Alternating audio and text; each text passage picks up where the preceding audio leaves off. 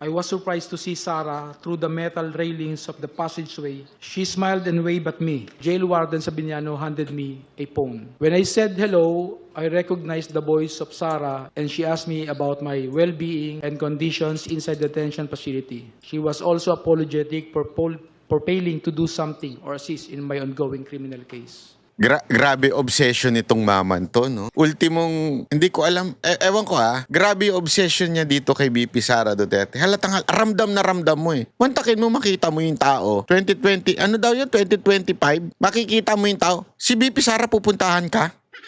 Dadalawin ka, alam na nga nila na ikaw ay kalaban, ikaw ay tumitistigo laban sa kanya. Tapos dadalawin ka pa niya, tapos yung may hawak yung mismong establishment o yung kulungan na kung saan ka nakakulong, mga taga-gobyerno, nakalaban ni BP Sara Duterte, tapos dadalawin ka pa.